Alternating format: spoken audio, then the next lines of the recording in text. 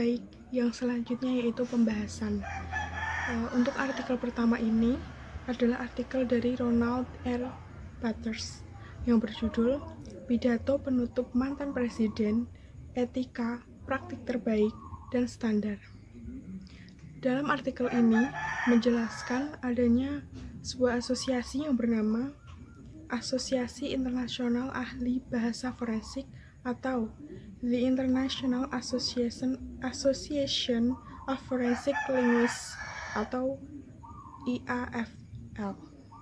Nah, tujuan dari asosiasi ini yaitu pertama, studi tentang bahasa hukum, termasuk bahasa dokumen hukum dan bahasa pengadilan, polisi, dan penjara. Yang kedua, pengurangan ketidaksetaraan dan kerugian berbasis bahasa dalam sistem hukum. Yang ketiga, pertukaran ide dan informasi antara komunitas hukum dan bahasa. Yang keempat, penelitian praktik, peningkatan, dan etika kesaksian ahli dan penyajian bukti linguistik, serta interpretasi dan terjemahan hukum. Kemudian yang kelima, pemahaman publik yang lebih baik tentang interaksi antara bahasa dan hukum. Selain itu, IAFL membuat komitmen tambahan yang disajikan di bagian lain dari situs web. Tujuan lebih lanjut, sementara ini tidak tercantum dalam konstitusi itu sendiri, dan penulis mereka tidak terdaftar. Mereka mengambil langkah yang kuat dari otoritas yang telah diumumkan selama bertahun-tahun sebagai tujuan dari IAFL. Selanjutnya itu nomor 6 dari tujuan IAFL tadi, memajukan kepentingan ahli bahasa yang terlibat dalam suatu penelitian tentang pengembangan dan praktik linguistik forensik. Yang ketujuh, menyebarkan pengetahuan tentang analisis bahasa dan aplikasi forensiknya di antara para profesional hukum dan lainnya yang relevan di seluruh dunia. Kemudian yang ke-8, menyusun kode praktik tentang hal-hal seperti memberikan bukti di pengadilan, menulis laporan resmi.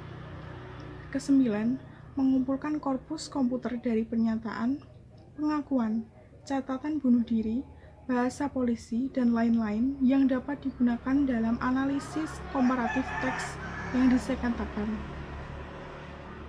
Selanjutnya, ini ada contoh hipotesis dalam ruang sidang antara ahli bahasa forensik dan pengacara. Pengacara pemeriksaan silang. Dan berapa banyak Anda dibayar untuk kesaksian Anda? Kemudian ahli bahasa forensik menjawab, ya, saya tidak dibayar untuk kesaksian saya. Saya dibayar untuk pekerjaan yang saya lakukan di pengadilan. Pengacara pemeriksaan silang. Namun tidak satu pun dari organisasi Anda bahkan memiliki pernyataan etika. Tidak seorang pun bahkan memiliki posisi yang samar-samar tentang standar praktik atau metodologi di bidang yang baru saja Anda bersaksi. Nah, sebagai hasil dari pekerjaan yang dimulai dengan makalah kolokium yang baru saja disebutkan, Linguistic Society of America atau LSA telah mengubah pernyataan etika umum mereka sehingga dapat menetapkan prinsip dan pedoman untuk konsultasi linguistik forensik di Amerika. Ronald memimpin subkomite LSA yang menyusun proposal ini berdasarkan pada makalah-makalah dari seminar LSA yang sama. Pernyataan etika LSA sebaiknya dimodifikasi dalam membuat kode praktik IAFL mereka sendiri. Ada kebutuhan khusus untuk organisasi internasional yang tidak ditangani oleh pernyataan LSA?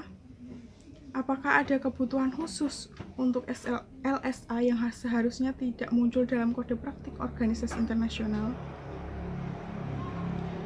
Pernyataan etika LSA lebih sempit dari apa yang tampaknya ditunjukkan oleh peluru situs IAFL adalah tujuan IAFL kode praktik. Menurut pendapat Ronald, pernyataan etika LSA tidak cukup jauh dalam cara mengatasi isu-isu spesifik terkait dengan apa itu tujuan IAFL.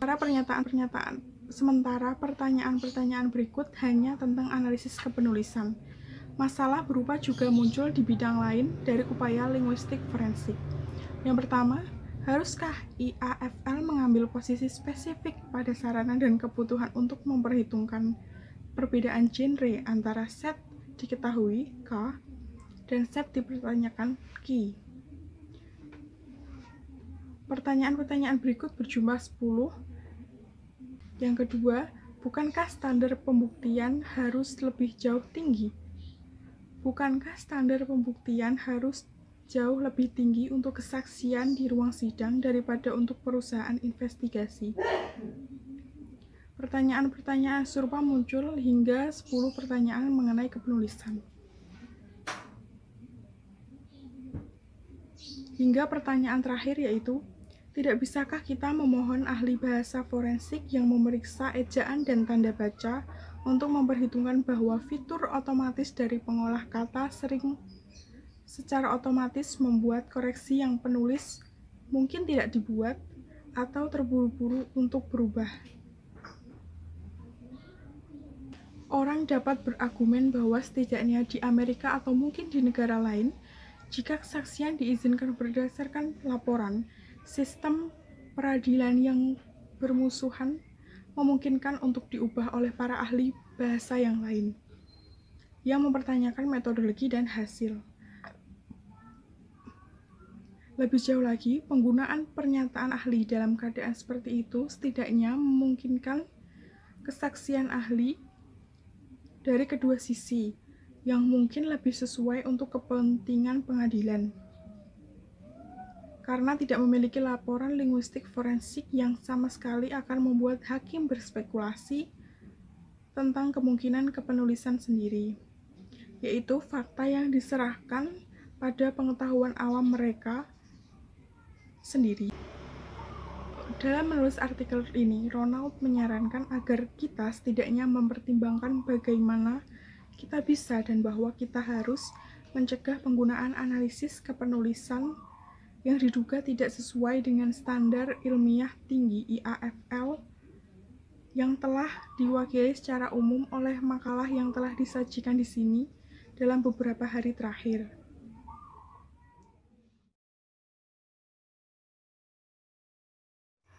Baik, saya akan menjelaskan tentang etika dan metode dalam linguistik forensik Lawrence M. Solon.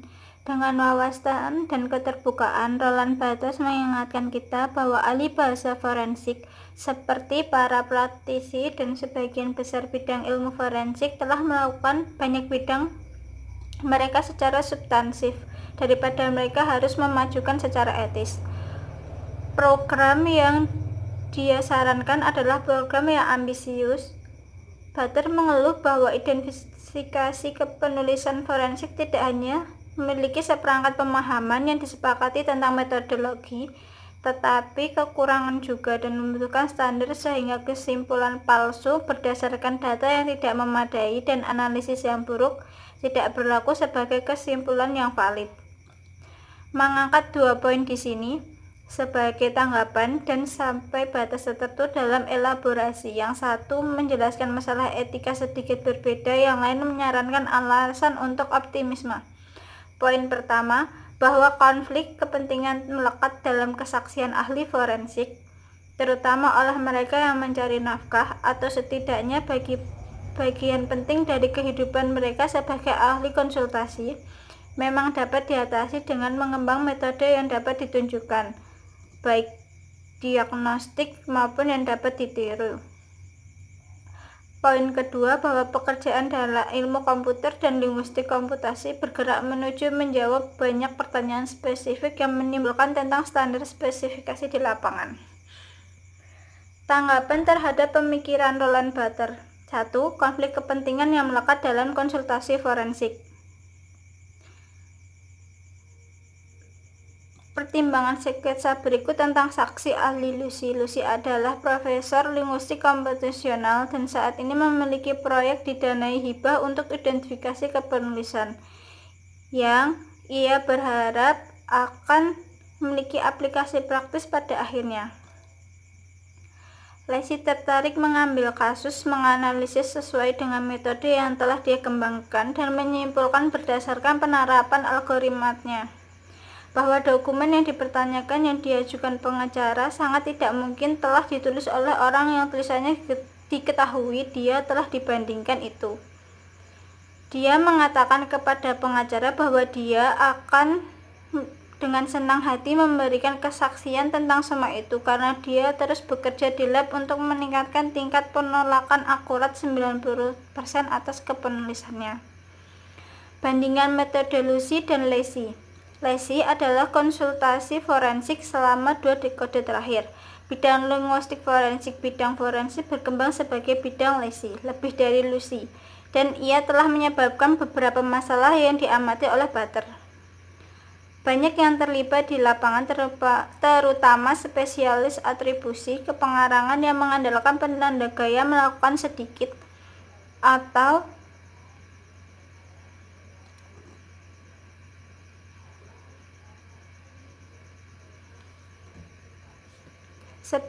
atau tidaknya pekerjaan laboratorium.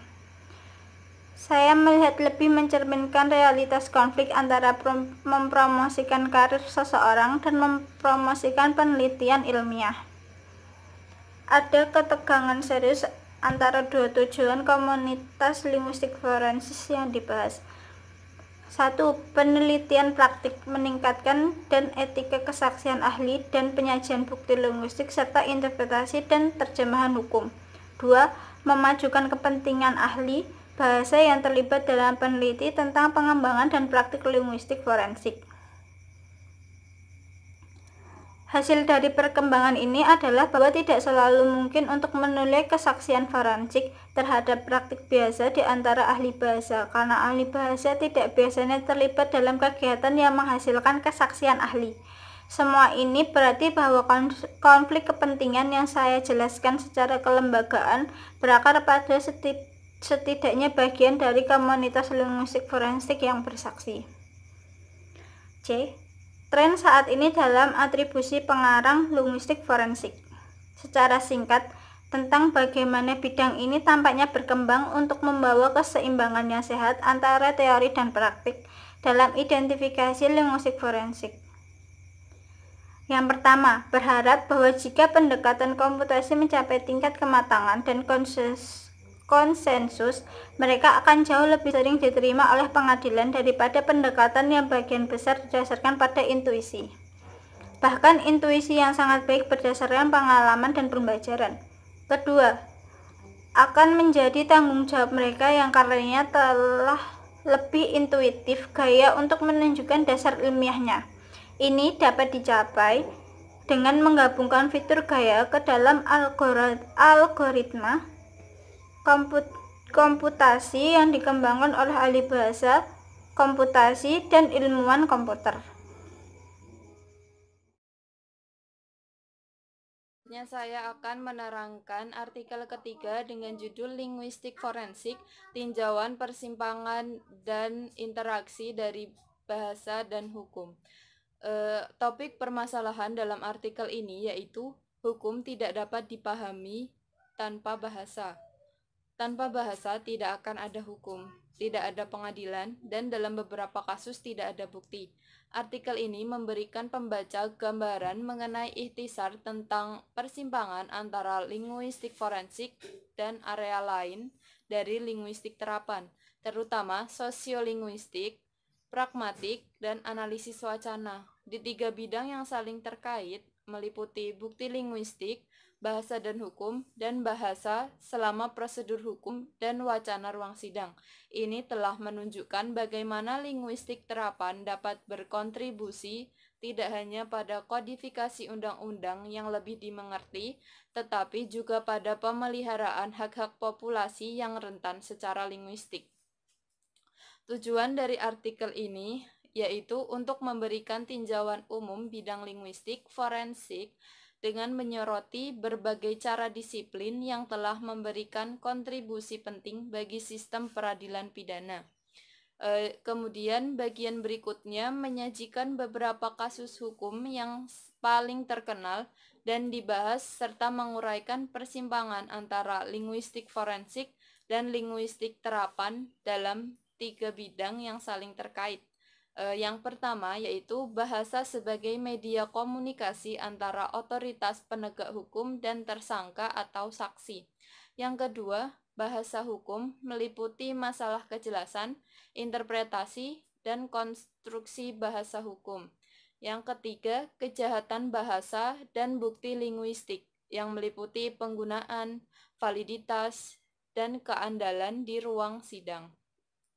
Metode yang digunakan dalam artikel ini yaitu berdasarkan pada premis bahwa ada variasi individu dalam penggunaan bahasa dan sebagian besar variasi ini tidak disadari dan karenanya sulit untuk disamarkan. Untuk menetapkan sidik jari linguistik dari suatu teks tertentu, beberapa metode analisis kuantitatif dan kualitatif yang ketat dapat digunakan.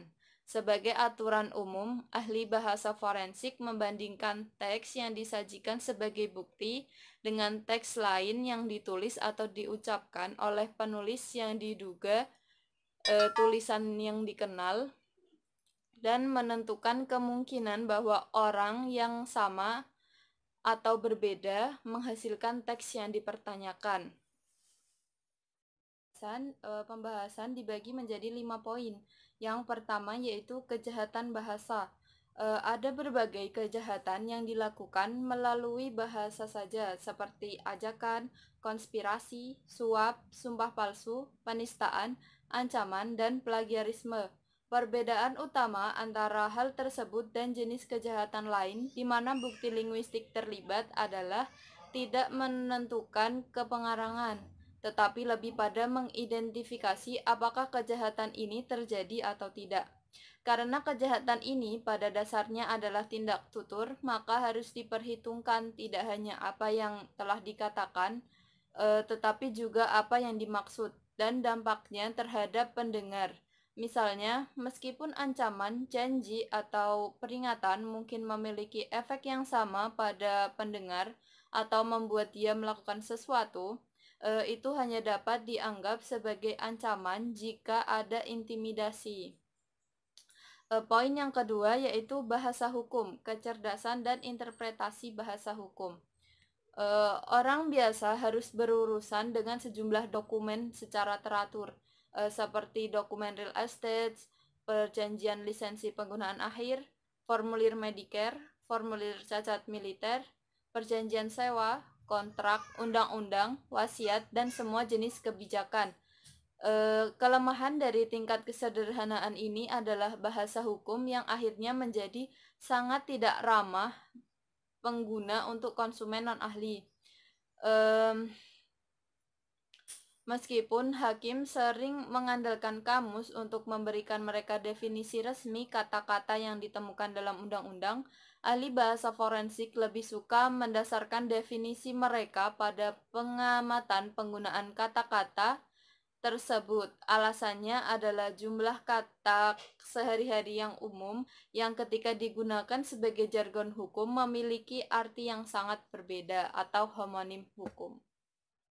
Poin yang ketiga yaitu interaksi antara petugas polisi dan tersangka dan wacana ruang sidang.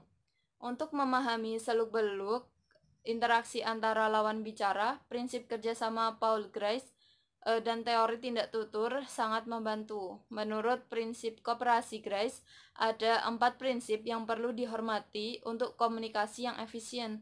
Yang pertama yaitu kualitas. Jangan katakan apa yang Anda yakini salah atau yang menurut Anda kurang bukti. Yang kedua, kuantitas. Membuat kontribusi Anda tidak lebih dan tidak kurang dari yang dibutuhkan. Yang ketiga, hubungan relevan. Yang keempat, cara menghindari ketidakjelasan, ekspresi, dan ambiguitas, singkat dan teratur. Poin yang keempat yaitu populasi rentan sebagai saksi, tersangka, atau tergugat. Anak-anak, remaja, dan orang-orang dengan gangguan mental, kognitif, atau mental lainnya sangat rentan untuk melepaskan hak-hak mereka.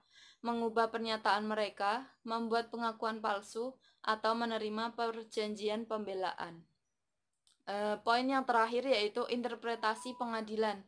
Dalam pengamatan etnografinya tentang proses peradilan yang diinterpretasikan, Berg-Seligson mengungkapkan bahwa menafsirkan adalah proses yang sangat rumit, tetapi juga bahwa ketidakcocokan antara peran juru bahasa dan apa yang orang lain atau personal pengadilan dan klien anggap sebagai kekuatan mengakibatkan konsekuensi bencana.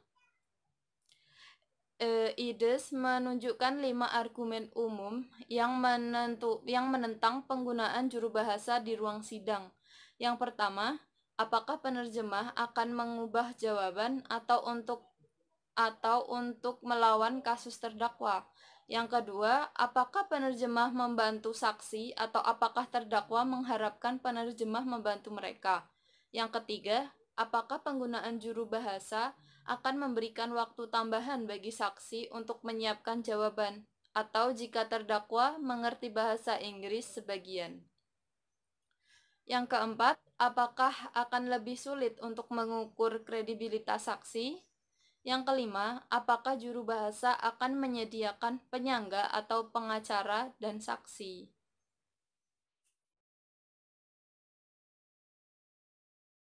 Ini saya akan menjelaskan mengenai analisis bahasa forensik. Linguistik adalah studi tentang bahasa dan strukturnya. Linguistik forensik dan fonetik forensik adalah subdisiplin ilmu yang memiliki beragam aplikasi. Linguistik forensik menyangkut analisis bahasa tertulis dan lisan untuk tujuan hukum. Analisis dilakukan untuk keperluan investigasi dan ketika spesimen seperti teks, email, atau obrolan internet yang akan disajikan sebagai bukti di pengadilan. Di luar konteks forensik, analisis fonetik bersama dengan analisis kosakata dan tata bahasa juga digunakan sebagai alat dalam proses waka. Linguistik forensik dan fonetik digunakan dalam penyelidikan kriminal, kontraterorisme, intelijen, dan pengawasan. Beberapa bentuk bukti linguistik dan fonetik forensik secara rutin digunakan di pengadilan pidana. Yang selanjutnya yaitu prosedur dan teknik. Yang pertama, analisis karangan atau bahasa tertulis. Terdapat dibagi dua lagi, yaitu profil pembuatan profil sosiolinguistik, yang mana ketika penulis tulisan seperti email atau pesan teks tidak diketahui, para ahli menganalisisnya dan membuat kesimpulan tentang latar belakang penulis seperti usia dan pendidikan mereka. Selanjutnya yaitu analisis kepengarangan komparatif. Jika kepengarangan suatu karya tulis diperselisihkan, seorang ahli membandingkan teks yang disengketakan dengan sampel kepengarangan yang diketahui, seperti menilai kemiripan dan kekhasan linguistik, kesalahan pengejaan berulang. Yang selanjutnya yaitu analisis makna atau bahasa tertulis dan lisan. Poin yang pertama, penentuan makna. Poin penentuan makna ini melibatkan analisis kata atau frasa yang sering istilahnya slang atau dialek daerah dalam teks atau ucapan. Yang selanjutnya yaitu korpus linguistik, merupakan perangkat lunak memproses ratusan dokumen seperti teks ekstremis online. Analisis yang ketiga yaitu analisis pembicara. Yang pertama, profil pembuatan profil pembicara. Seorang ahli mendengarkan sampel pidato dan menggunakan telinga yang sangat terlatih dan perangkat lunak spesialis untuk menganalisis fitur bicara dan aksen untuk membangun profil pembicara, menempatkannya di wilayah tertentu atau latar belakang demografis. Yang kedua yaitu comparison, perbandingan pembicara. Seorang ahli membandingkan sampel pidato dari individu yang dikenal dengan orang-orang dari asal yang tidak pasti. Dengan menganalisis fitur dalam semua sampel, ahli menilai kesamaan dan kekhasan dan kemudian mempertimbangkan apakah hasilnya mendukung pandangan bahwa rekaman berasal dari pembicara yang sama dan atau pembicara yang berbeda. Selanjutnya yaitu pengenalan dan verifikasi pengeras suara otomatis. Teknologi ini dapat menyaring melalui database yang sangat besar seperti speaker, dan ini tidak sama dengan sistem pengenalan ucapan otomatis yang mengenali kata-kata atau bukan speaker. Yang selanjutnya yaitu prosedur dan teknik lainnya. Terdapat transkripsi, resolusi ucapan yang disengketakan, autentikasi, dan mendeteksi penipuan. Mendeteksi penipuan ini dikembangkan di luar bidang linguistik dan fonetik. Teknologi ini menganalisis sampel ucapan yang bertujuan untuk mendeteksi emosi seperti stres yang dimaksudkan sebagai indikasi penipuan. Selanjutnya yaitu keabsahan dan keandalan teknik. Menilai validitas dan rehabilitas prosedur ini rumit karena sifat data dan prosedurnya.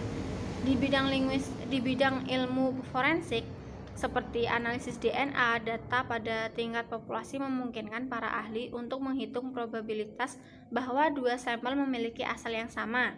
Data tingkat populasi linguistik dan fonetik terbatas sehingga sulit untuk menetapkan prevalensi fitur. Ini berarti bahwa kesimpulan tidak dapat diekspresikan secara statistik atau dengan tingkat kepastian yang sama seperti di bidang ilmu forensik lainnya. Selanjutnya yaitu ada kasus pengadilan yang mengakui bukti linguistik dan fonetik. Kasus-kasus ini melibatkan ahli forensik yang memberikan bukti di pengadilan. Contohnya yang pertama yaitu Aboukour Robert Wood dan Williams 2014, seorang ahli yang membandingkan rekaman panggilan telepon yang dibuat oleh tersangka dengan rekaman wawancara yang dibuat oleh polisi dan menyimpulkan bahwa sampelnya sangat mirip. Para terdakwa dihukum karena penculikan, penyiksaan, dan intimidasi saksi. Kasus yang kedua yaitu dari Julie Daumlund 2012. Polisi Yorkshire Barat menugaskan seorang ahli untuk membandingkan surat-surat pemerasan dengan spesimen tertulis yang ditulis oleh terdakwa yang mengarah pada keyakinannya. Selanjutnya akan dijelaskan oleh teman saya. Linguistik, fonetik, dan peradilan pidana digunakan dalam sistem peradilan pidana. Dalam investigasi kriminal, ahli bahasa atau ahli fonetik dapat dilibatkan oleh polisi. Sejak didirikan pada 2008, para ahli dari Center for Forensic Linguistics atau Pusat Linguistik Forensik telah memberikan lebih dari 500 laporan bukti dan investigasi. JP French Associates Laboratorium Fonetik Forensik swasta Inggris bekerja sekitar 200 kasus per tahun. Dalam hal ini terdapat suatu prosedur khusus. Profil ahli sosiolinguistik dari spesimen tulisan oleh penulis yang tidak dikenal dapat mengurangi kumpulan tersangka.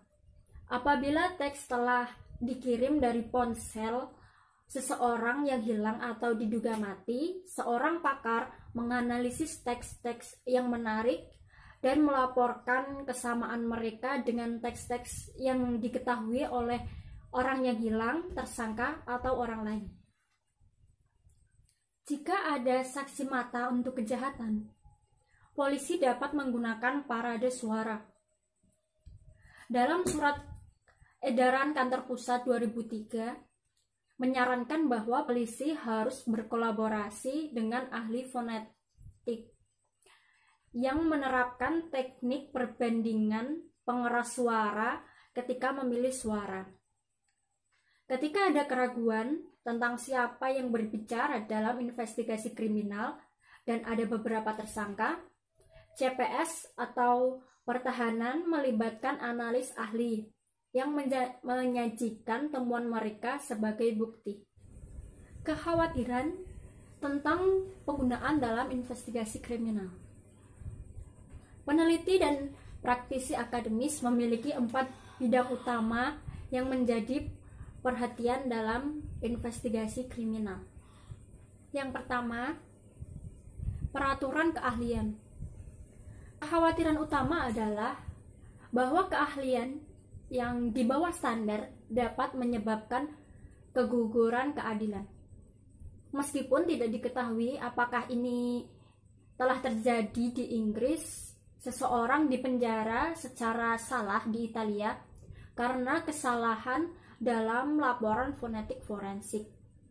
Karena tidak ada peraturan perundang-undangan atau akreditasi para ahli di Inggris, individu dengan keahlian yang tidak memadai dapat menampilkan diri mereka sebagai ahli.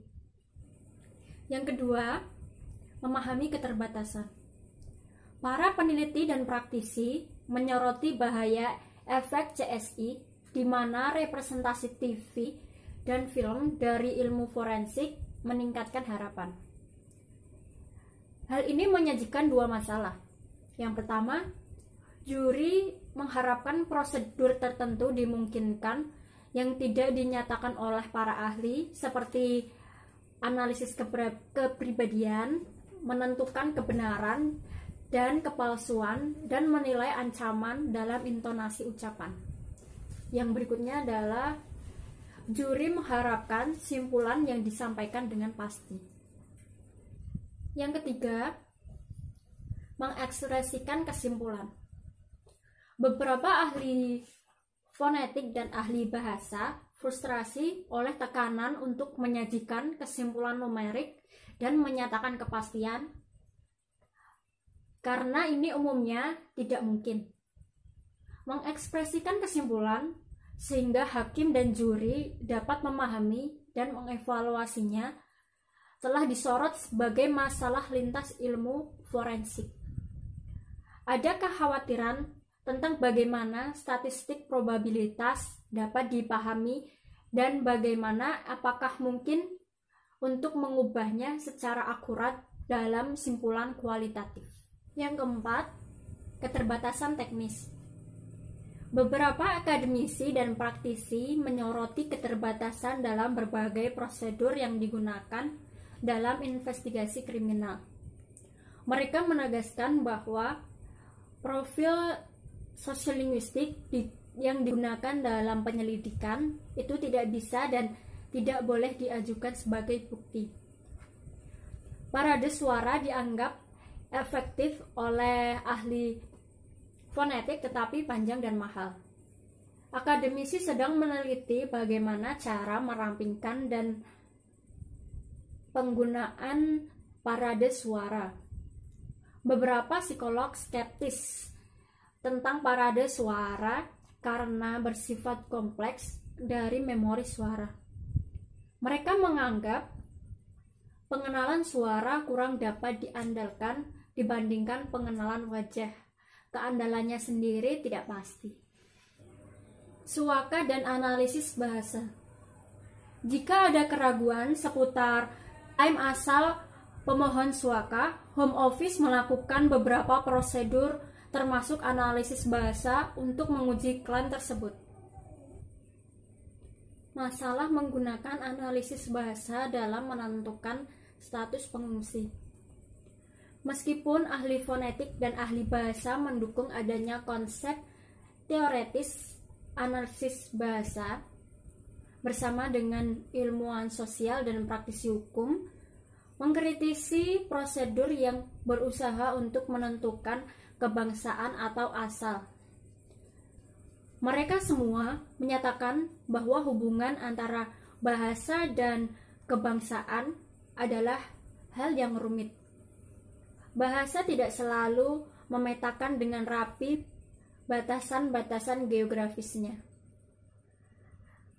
Pemindahan adalah pengalaman umum bagi para pengungsi yang sering mempengaruhi bahasa.